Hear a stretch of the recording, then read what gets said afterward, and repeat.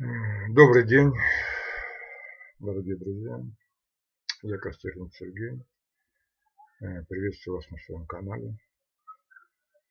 О чем сегодня у нас пойдет речь? Я вам в прошлом ролике рассказал, что Бог там привел меня к пятидесятникам. Да? И я послушно пошел, стал пятидесятником и, значит, стал членом церкви. В какой-то момент пришло время именно вопрос крещения. Что погружение в воду. Ну, я, естественно, задавал Богу вопросы. Я говорю: Господь, надо ли все это, да? Надо ли принимать это водное крещение? Если я до этого не слышал от Бога информации, я только ее получал от каких-то действий. То есть меня там просто как-то подталкивали или в действиях, но я обратился к Богу, я сказал: Господи, ты же наверняка наверное, можешь просто объяснять словами там, обыкновенными на русском языке, чтобы я как-то тебя там понимал, слышал. И вы знаете, ко мне стали приходить мысли. Я никогда не слышал голоса Божьего, или там, чтобы извне что-то прозвучало, я никогда не слышал.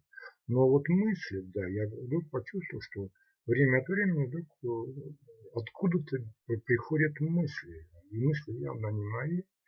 И у меня внутренний монолог, он потихонечку стал превращаться в диалог. То есть такое уже внутреннее общение. Я сказал: Господи, надо ли мне, я же ведь в младенчестве меня крестили, а родители там православной церкви. И надо ли мне сейчас принимать водное крещение? Там все вокруг говорят, что не надо, там пастыря говорят, что надо креститься, несмотря на то, что ты был крещен в младенчестве. И мне Господь сказал, что вот если, например, мужчина и женщина живут вместе, да? У них также может быть дети там уже, но если они не зарегистрировали свои отношения в ЗАГСе, да, то они для государства все равно остаются не семьей, не мужем и не женой. И дети не совсем законно рожденные. Да? То есть, когда люди идут в ЗАГС и официально регистрируют свои отношения, только в этот момент государство признает их уже мужем и женой, семьей. Вот у Бога тоже есть некоторые такие отдельные случаи, когда Он требует или говорит о том, что вот это надо зарегистрировать официально. Но у Бога нет ЗАГСов, да, и Бог придумал вот такое простое действие. Да, человек заходит в воду там, в определенной обстановке, и его там пастырь погружает в воду, и человек дает обещание Богу служить доброй совестью. Это регистрация отношений с Богом. В этот момент Бог тебя признает своим родным сыном, а ты признаешь Бога своим отцом. Если ты до этого был незаконный, то теперь уже ты законный сын. И мне Бог сказал: ты должен принять крещение, чтобы узаконить наши взаимоотношения. И это сознательно. Да? Я говорю: Господи, странно, ты так придумал в воду погружаться. На что мне Бог сказал? Когда Господь это, он же все это придумал, создал, он сказал, что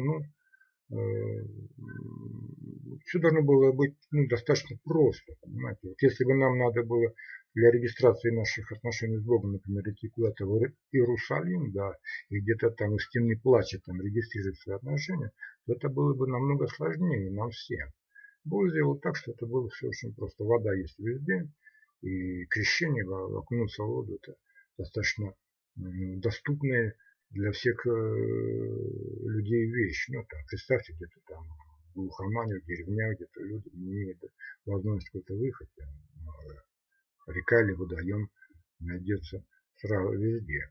И поэтому, да, я в свое время принял водное крещение, ну, вот так, как это положено, да. Возможно, у вас у всех там станет какой-то вопрос, вы скажете: Господи, ну, я же вот там младенца, у меня родители крестили, или еще как. То тогда я вам скажу, друзья, ну вы общайтесь с Богом, разговаривайте, вы задавайте Богу вопросы и ждите ответов, и вам Бог будет все объяснять. И идите. Вы поймите, вот моя задача вам показать, вот именно как бы вас подвести к Богу. Я не хочу, чтобы вы делали, как делаю я. Вы делаете так, как делаете вы, и как вам Бог открывает, так и идите, так и поступайте. Вы также имеете с Богом такие же отношения можете иметь, как любой из нас, как я и любой человек. Поэтому вот успехов вам. И в следующем ролике я поговорю о таком необычном крещении, как крещение Духом Святым. Но это будет уже следующий ролик.